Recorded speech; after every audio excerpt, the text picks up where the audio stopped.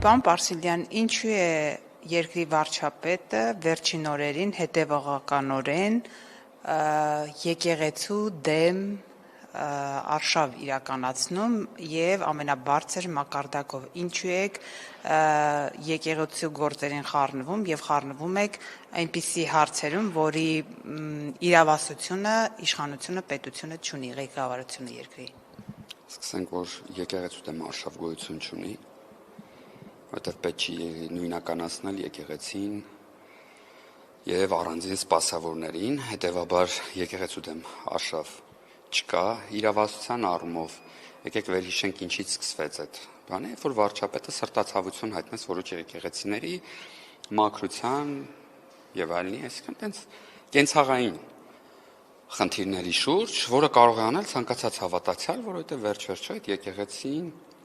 որևիցե մեկինը չի, ես ինչքան գիտեմ, այդ եկեղեցին համարում Աստծո տունը, այդ եկեղեցականներն էլ ոչ թե Աստծո տան տերերն են, այլ սպասավորներն են, այն երկնային հոր, ով հայրը հանդիսանում այդ հավատացյալ համայնքի, հա, ճիշտ է, հիմա եկեղեցին դիրքավորված է մի տեսակ տեղի որոշողի, օրինակ որոշ հոգևորականներ ասում են իրենք պիտի որոշեն ով մտնի, ով չմտնի եւ այլն, բայց ես ուզում եմ հիշեցնել, որ իրանք ընդամենը մեր բոլոր հավատացյալ քաղաքացիների երկնային հոր տան սպասավորներն են։ Եվ լավ կլինի, որ իրանք հանդես կան այդ բանից, եւ արշավ որևիցե եկեղեցու դեմ չի արվել, որովհետեւ վարչապետն ինքը լինելով հավատավոր մարդ, իրան թույլ չէր տա պարզապես արշավ սկսեր եկեղեցու դեմ։ Դուք ճուլանացված եկեղեցի տեսել եք, օրինակ կմատնանշեք, որտեղ եք տեսել։ Անկեղծ ասած ոչ թե ճուլանացված եկեղեցի, այլ ասլա որ որոշ եկեղեցիներ վերածվել են ճուլանի, ես ֆոտոներ եմ տեսել որոշ, որ տեղադրվել էին, հա, այնտեղ ցեմենտի պարկեր, չգիտեմ, կամ ավել բան, գոգաթյակ եւ այլն։ Ես անձամբ շատ չեմ շրջում պատտվում եկեղեցիներով, բայց հիշում եմ, որ հա խոնարհված եկեղեցիների շուրջ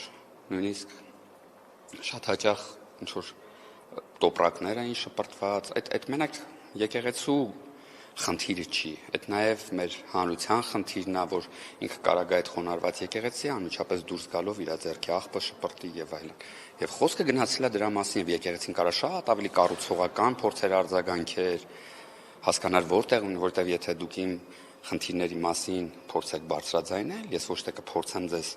վիրավորելով հակադարձել, այլ կփորձեմ հասկանալ որտեղ եք դուք իրավացի ու ուղենք այդ խնդիրը։ Այսինքն ինչ է ասվել, ասվել է որ պետք չի եկեղեցին վերածել ճուլանի։ Այդտեղի անընդունելի մասը ես դեռ սենց փորձում եմ մտածել, փորձում եմ ինձ հակառակ։ Դուք ընդունելի համարեք, պարոն Պարսիլյան, երբ որ խոսվում է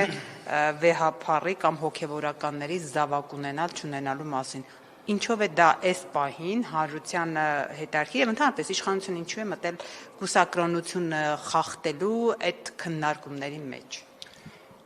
Իշխանության ցանկացած ներկայացուցիչ, ով կամ հայ առաքելական եկեղեցու հետևորդը, կամ օրինակ ինպես կարող է հետևորդ չի, բայց կարևորում է այդ ինստիտուտը, պետք է միշտ ուշադրության կենտրոնում պահի, չէ՞։ Ուշադրության կենտրոնում պահել նշանակում է հոգ տանել։ Հիմա ինչն է անձնական եւ ինչը անձնական չի։ Անձնական է այդ առումով իմ ու ձեր կյանքը, որովհետեւ մենք դա չենք դարձրել կանոն։ Եվ դա հիմք ընդունելով չենք ֆռում երրորդին ընտեղով անցնող մարդուն կանչում ու ասում է, գիտեք, դուք պետք է առաքինի լինեք, դուք պետք է այս լինեք, դուք պետք է այն լինեք, ու այդ ձեզ ասում է կուսակրոն մեկը եւ այլն։ Այսինքն, տեսեք, անձնական դաշտը այնքանով է անձնական, քանի դեռ դու ինքդ չես բացել դա մեկ։ Եվ երկրորդ, քանի դեռ դու այնպիսի դերում չես, որ հաշվետու լինես դրա համար, որովհետեւ ցանկացած պաշտոնյայի ֆինանսական առավել եւս փոխկապակցված, հա, կանանց եւ այլն իր հետ ապրող անձանց գումարները դրանք անձնական ինֆորմացիա են, բայց պաշտոնյան դա բացում է, որովհետեւ եւ օրենսդրությունն է դա պահանջում, եւ նաեւ բարոյական այդ առաքինի պահը, որպեսզի ցույց տրվի, որ ես կոռումպացված չեմ, եւ այլն, ու ես դա ներկայացնում եմ, ես չեմ բողոքում, ինչի եք դուք։ Երբ որ լրագրողները իմ կնոջ մասին են էլ սուտ, անձնական ինչ որ բաներ էին հրապարակել, հա, գումարից եւ բանից, ես ոչ չեմ եկել ասել ինչի եք անձնական դաշտ մտել։ Չբաց այդ անձնական դաշտը մտեք, ես պարտավոր եմ բան հաշվետու լինեմ։ Հիմա երբ որ մարդը հոգևոր արժեքները կրում եւ ներկայանում է որպես կուսակրոն, Դրանով իսկ արդյոք ինքը հիմք չի տալիս, որպեսզի դու որպես հանրություն, որպես հավատացյալ, որի այդ եկեղեցու հետևորդ, որի սպասավորն է հանդիսանում, ինքը ուշադիր լինես, որ արդյոք պահվում այն կանոնները, որ գրած է, թե դա պարզապես թղթի վրա գրված է։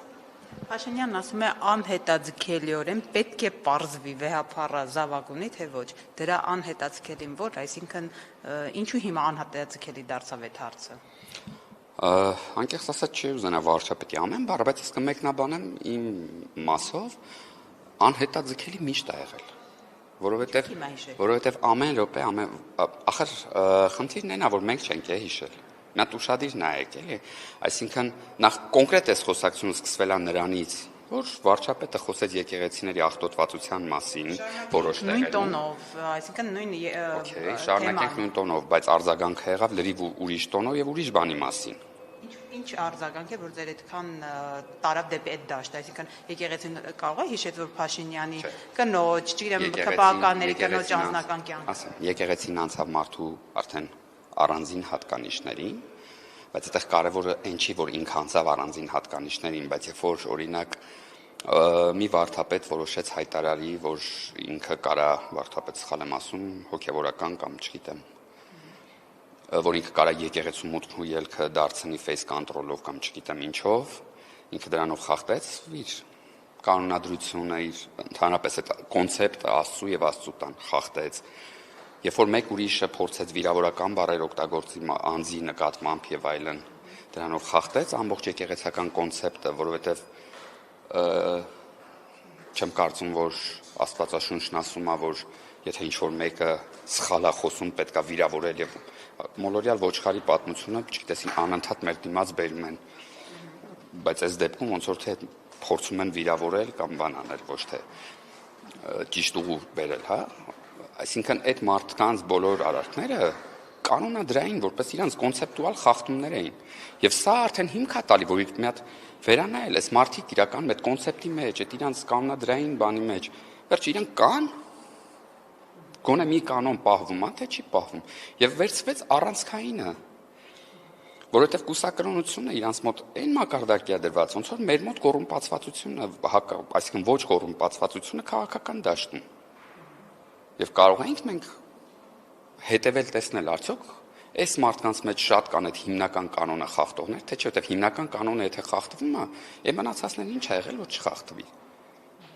Հիմա թե ես որպես падգամավոր դուք իմանայիք, որ ես կոռումպացված եմ եւ այլն եւ այլն։ Ձեզ ինչ է տալու, եթե պարզվեցի, օրինակ հոգևորականներից մեկը, ինչպես Նիկոլ Փաշինյանն էր գրել, կենակցում է իր քեռու կնոջ հետ կամ մյուսը զավակ ունի, մյուսը դուստր ունի, ինչ է տալու ձեզ նախ ինֆորմացիային եւ այսինքն ես ինչ գոնե ինչ որտեղից դառնում եմ իրազեկված ինչ որտեղից, քանի որ հաշվետվությունը այնտեղից չի գալի, ուրիշ տեղից գոնե գալիս է, ու ինժալեր շատ կուզեմ կարևորել, որ այս ինֆորմացիան մենք չէ, որ հանրային դաշտ ենք նետել։ Այս ինֆորմացիան հրապարակ ԵՄ դեռ է ինչքան ժամանակ առաջ հետաքննություն էր արել։ Չեմ ուզում ավելի մանրամասներ այդ հետաքննությունից ասեմ, որպեսզի զավակը չթիրախավորվի ըստ այդ հետաքննության զավակը։ Այստեղ միջալ շատ նուրբ հատված է։ Զավակները մեղավոր չեն, որ իրանք ծնվել են նմանատիպ կապից, եւ մաքսիմալ պետք է այնպես լինի, որ զավակի ինքնությունը մնա բանում, որովհետեւ որևիցե զավակ ինքը չի որոշում ինչ ընտանիքում ծնվի, ումից ծնվի եւ այլն։ Հա, այստեղ շատ նուրբ է ու այստեղ հենց դա պահվել է, մեր կողմից պահվել է, որովհետեւ անուն չի տրվել, որովհետեւ ի տարբերություն հրապարակի ով գնացել գտել է, հրապարակել է նկարը, այսօր էլ որոշ օգտատերեր նորից են հիշել, նորից են շրջանառ, ես պարզապես օգտվելով արդյոք ուզում եմ խնդրեմ, որ չթիրախավորվեն այս զավակները, որովհետև դա իրանց ընտրությունը չի եւ դա իրանց մեղքը չի։ Բայց էլի եմ ասում, հա, այս խոսույթը եւ այս ինֆորմացիան մենք չի որ հանրային դաշտ ենք նետել եւ նետել են նրանք, ովքեր հիմա մեզ մեղադրում են։ Պարսիլյան, այն բառապաշարը, որ Նիկոլ Փաշինյանը օգտագործեց գրառումներում, դա շոկի ենթարկեց ամբողջ հասարակությանը։ Պետության ղեկավարը ինչպես կարող է նման բառապաշարով խոսել։ Բառապաշարի առումով միգուցե ես էլ եմ ասում, բառապաշարը չէ, մի բառի, հա։ Մի բառի առումով, որը իմիջիայլոց շատ տարածված է իրական հանրության մեջ, եկեք sense նաև էտել ընդունենք, էլի։ Միգուցե, բայց կարծում եմ, որ այդ բառը չլիներ, կարող է նույնիսկ այս խոսույթը, որ այդքան այս խոսակցությունը, որ այդքան կարևոր է, չլիներ էլ։ Եվ շատ տարօրինակ է, որ երբ որ կա մի հատ տեքստ, որտեղ շատ ավելի լուրջ հարց է բարձրացվում, որին մինչև հիմա ոչ պատասխանել ու հակադարձել են նորմալ եւ ում այս պահին մեղադրում են այդ կողմը, ոչ այն կողմը, որը ասում է ինչ բառեր է, այսինքն որևիցե մեկը այդ հարցում չունի ինչ որ կարծիք հստակ կամ բան, բայց մի հատ բառը դարձել է այտենց խնդիր։ Հասկանում եք, այդ հայումը խնդիր է։ Այդ վատա որ հանրությունը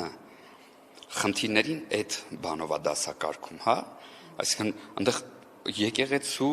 չգիտեմ, կուսակրոնության, մյուսի հարցերա բարձրացված, սա պիտի դառնար, չգիտեմ ինչ, եթե ասում են ձեր գործը չի, մի խառնվեք այդտեղ։ Տեսեք, ոնց կարա մեր գործը չլինի, իմ գործը կարա չլինի։ Ես նորից եմ ասում, ես ազնիվ եմ, ես ասում եմ, որ հայ